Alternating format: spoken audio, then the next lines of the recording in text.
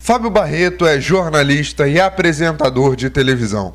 Com grande carreira no jornalismo, começou fazendo esporte no rádio e migrou para a TV, onde passou a cobrir a área policial com maior sucesso. Em TV já passou por Record, Band e atualmente se encontra na Rede TV. Fábio conversou com Nicole Lael e a segunda parte do papo você confere agora. E Fábio, você falando aí de internet, é tudo muito rápido, né? Tudo se dissemina facilmente. Eu queria saber como é que você hoje faz com o furo jornalístico. Às vezes você recebe aquela notícia em primeiríssima mão. Como é que você lida com isso hoje em dia? Em relação a, eu quero que você me fale em relação a 5 anos atrás, se é do mesmo modo. Porque é tudo muito rápido. E às vezes, se você segura, um veículo daqui a pouco está publicando. Mas tem um detalhe muito interessante. Eu perco o furo, mas eu não perco a credibilidade. Eu prefiro perder o furo do que perder a credibilidade. Eu prefiro que aquilo que eu estou fazendo esteja confirmado, esteja devidamente apurado, do que eu correr o risco de botar alguma coisa no ar ou falar alguma coisa que não é totalmente verdade. Porque o ímpeto do furo, né, a coisa afoita de você querer dar o furo, você querer sair na frente das pessoas, pode te causar um estrago irreversível. E na nossa profissão, sabemos nós, que não adianta você ser perfeito uma vida inteira. Se você errar amanhã ou hoje, tudo aquilo que você fez para trás vai ser colocado em xeque. Né? Então, por isso que eu falo, nossa profissão é uma página em branco todos os dias. É uma situação que você tem que estar se renovando diariamente. O que eu fiz ontem já não tem mais o menor valor. O que eu tenho que fazer hoje. Quando as pessoas me perguntam qual foi a sua melhor matéria, eu vou dizer, a melhor matéria eu ainda não fiz, ainda vou fazer.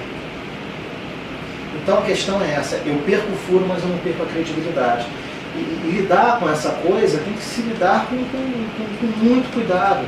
Muito cuidado. Recentemente, agora mesmo, pelo meu Facebook, pelas minhas páginas, eu recebi um vídeo de um grande amigo meu, policial, uma fonte de anos, um informante meu de anos. Ele me vendeu um vídeo.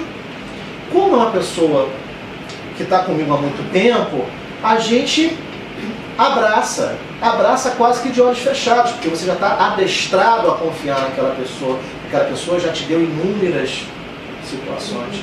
E aí eu botei o vídeo no ar e contei uma história do vídeo. Não era, o vídeo era uma simulação.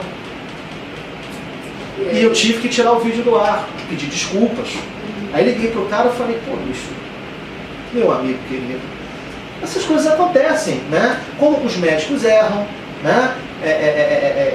Os engenheiros erram. Não é para errar, não pode errar. Eu não estou dizendo que tem salvo-conduto para o erro. Nós somos seres humanos, todos nós erramos. Jornalistas também erram. Agora, quando você erra, você tem que ter o mérito, a hombridade de pedir desculpas. Não é demérito dizer que você errou, pelo contrário. Eu acho que quando você assume um erro perante um telespectador, nos programas mesmo, eu já falei algumas besteiras e depois eu me desculpei. Eu acho que quando você assume um erro, assume que você cometeu até uma gafe, eu acho que você ganha mais credibilidade. Porque a pessoa está olhando para você e está falando, ele é ser humano como eu, ele erra como eu. E quando ele erra, ele tem a habilidade de pedir desculpas. Não é demérito algum pedir desculpas. E Fábio, a internet trouxe também muita interação com o telespectador. Queria saber o que você percebe que mudou no comportamento de quem está do outro lado da tela, quem está lá te assistindo. Qual a expectativa, o que você percebe nisso? Essa é uma coisa muito interessante. A televisão, quando surgiu, ela engessava as pessoas. Né? Você virava escravo da televisão. Né? Você tinha uma rotina de vida e você se programava em função da novela, do telejornal, do desenho animado. Você falava assim, vou chegar em casa agora tantas horas porque eu quero ver o seriado, senão eu vou perder. Então a televisão, ela te escravizou, e escravizou durante anos. À medida que o tempo foi passando, os veículos de comunicação começaram a perceber o seguinte, que o telespectador, ele não é um número, ele é uma pessoa. E se ele é uma pessoa, logo ele quer falar. E à medida que a internet foi conquistando o seu espaço, a televisão começou a entender que esse telespectador, antes, começou a precisar ter voz. Ou seja, por que não destrinchar com toda essa história? O telespectador opinava, mas ele não tinha retorno. À medida que o tempo foi passando, esse telespectador começou a ter voz e opinião. E a televisão começou a entender que ela tinha que dar o retorno, que ela tinha que dar a contramão, que ela tinha que chegar até esse telespectador. Então essa interatividade hoje que existe na televisão, ela é fundamental para não deixar a televisão morrer. Porque o futuro da televisão é a internet. Isso é absolutamente claro. Tanto é verdade que hoje as próprias agências de publicidade investem muito mais na internet do que na televisão, porque existem programas na internet que dão muito mais audiência do que programas na televisão. E o mercado publicitário está atento a isso. Então, hoje em dia, a televisão ela migrou e tem que migrar cada vez mais para a internet para ouvir esse público, estar ao lado desse público, trocar informações com esse público, porque hoje o público ele quer opinar, quer participar e ele quer saber também o que a televisão, através dos seus meios administrativos, pensa a respeito desse tema.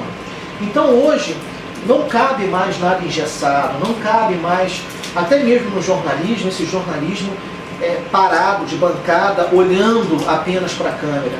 Hoje o telespectador ele quer participar, ele quer se envolver, ele quer olhar para você, ele quer falar. Pô, não é que você tem razão? Não, você está errado. Peraí, ele quer conversar com o telespectador, com o apresentador, ele quer saber o que ele é, o que ele pode ser e aonde ele entra naquela história. Então isso hoje a internet ela nos proporciona, né? Em todas as suas ferramentas, né? Essa participação, essa interação. O futuro da televisão é a internet.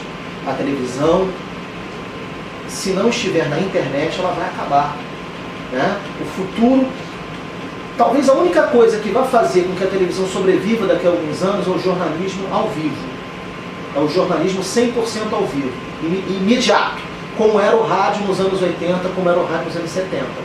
Né? Porque hoje, até mesmo as transmissões esportivas, se você for reparar bem, são transmissões que são feitas como era feito o rádio antigamente. Hoje, a televisão, ela conseguiu absorver o que o rádio fazia, que é o pós-jogo, que é o jogo em si, que é o vestiário, que é, enfim, as entrevistas coletivas, enfim, isso que o rádio fazia antes, a televisão conseguiu absorver com essa velocidade, com esse imediatismo. Entretanto, se a televisão não absorver a necessidade de ter a sua programação 100% ao vivo também na internet, ela morre. Porque hoje em dia, as crianças não veem mais televisão. As crianças veem internet, as crianças assistem. A nossa geração ainda tem um pouco dessa escravidão da televisão. Mas os nossos filhos, é no tablet, é no celular, e tudo estará na nuvem. O futuro é a nuvem. Não existirão mais arquivos físicos, CDs, fitas é velho, mas DVDs, nada, nem cartão de memória, pendrive, isso vai existir. O futuro é na nuvem. Você vai entrar numa tela de computador cada vez mais fina, cada vez mais próxima, né, do que a gente vê nos filmes de ficção, do que a gente vê nos filmes de super-heróis, né, aquela tela cada vez, né, mais fina. Você vai tocar e os arquivos estarão ali, né, vai estar tudo ali o que você quiser ver e compartilhar. Então esse é o futuro, né, o futuro, o físico vai acabar. Então, se a televisão ela não migrar para esse futuro, ela vai acabar também.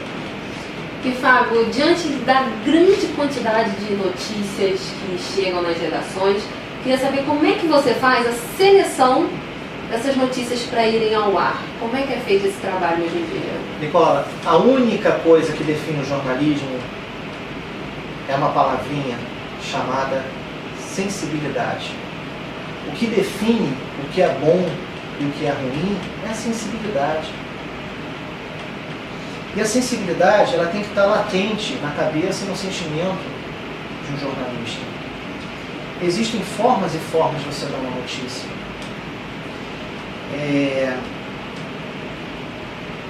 Sensacionalismo é a notícia dada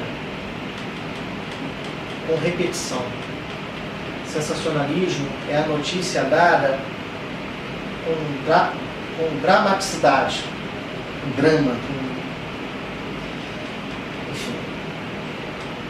E você pode dar essa mesma notícia com ética, com responsabilidade, com coerência, com tranquilidade, até com uma certa dose de esperança, com paz, com equilíbrio, conversando com o telespectador, lamentando o fato.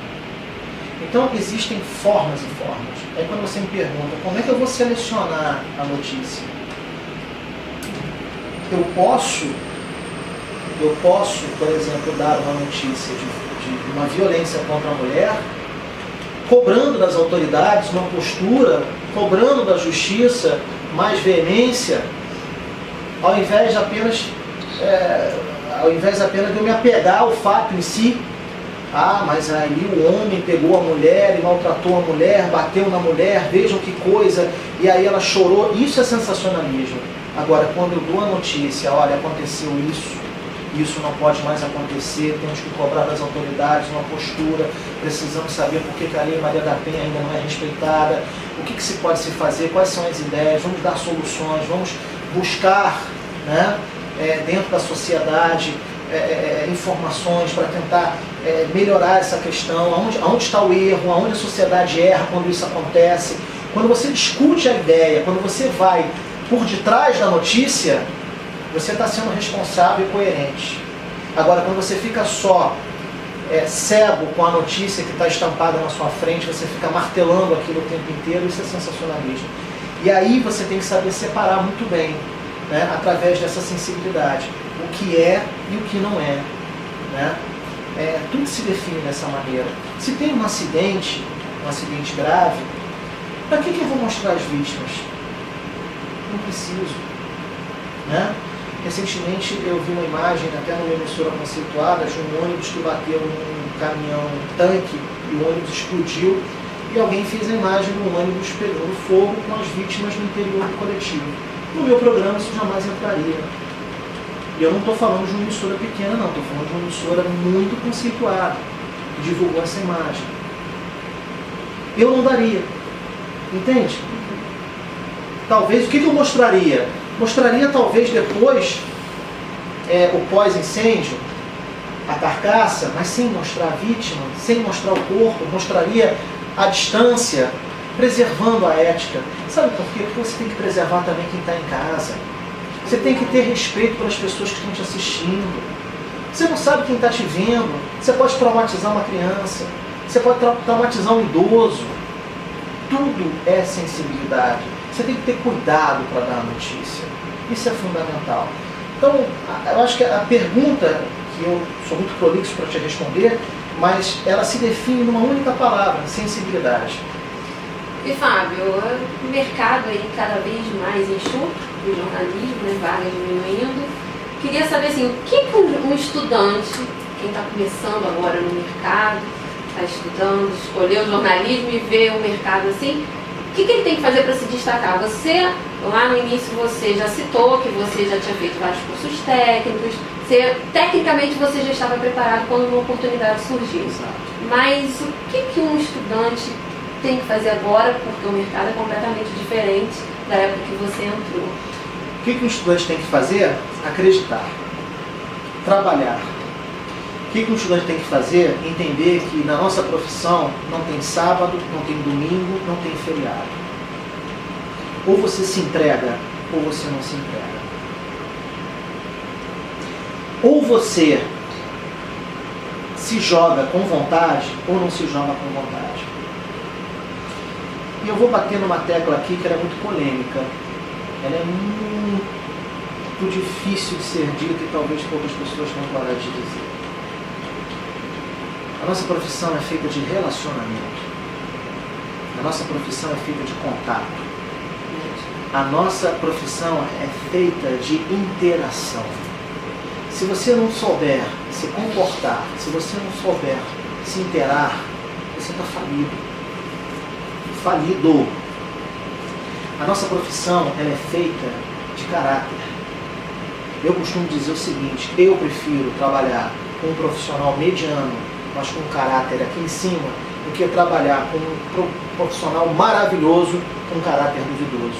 Porque a nossa profissão é feita disso, é feita de olho no olho, é feita de verdade, é feita de credibilidade, é feita de contato, é feita de dia a dia, ela é feita de relacionamentos.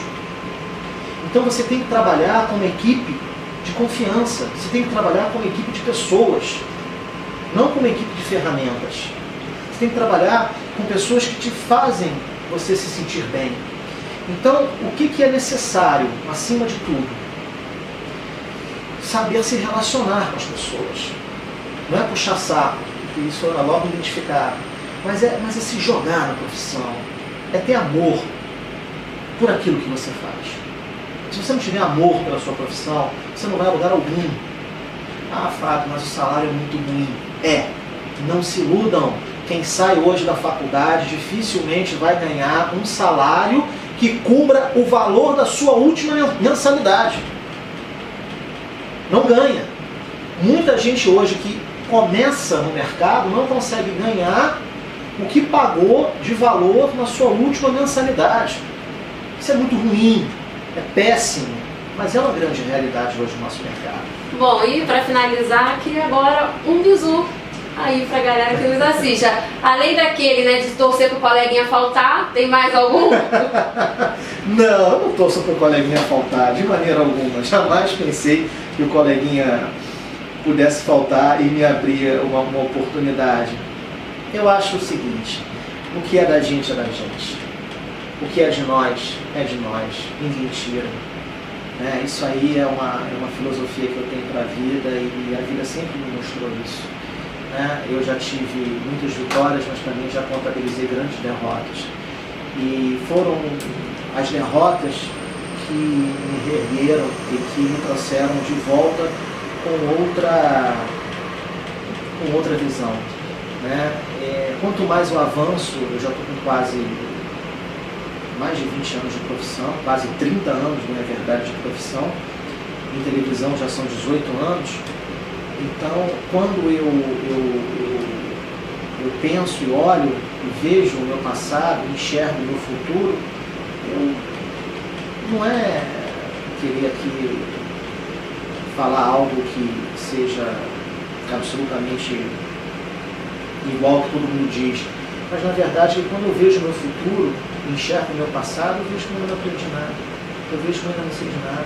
O mundo não se modernizou, a televisão não se modernizou.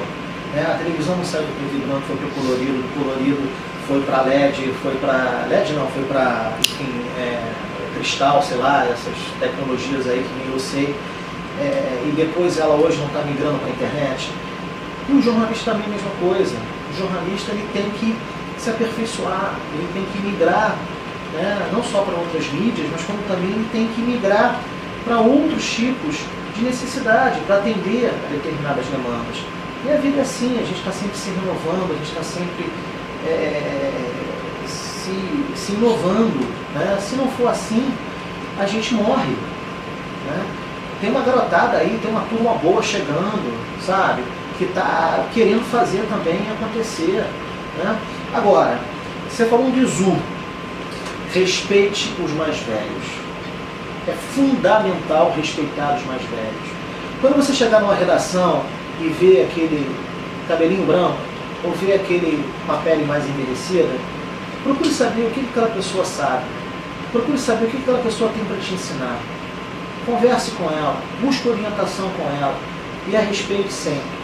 Nunca caia no erro, e é um erro mais banal, mais comum de acontecer, de você entrar numa redação sabendo que você sabe mais do que o outro. Antes de abrir a boca, observe, preste atenção. Olha o que está acontecendo ao seu redor. Procure enxergar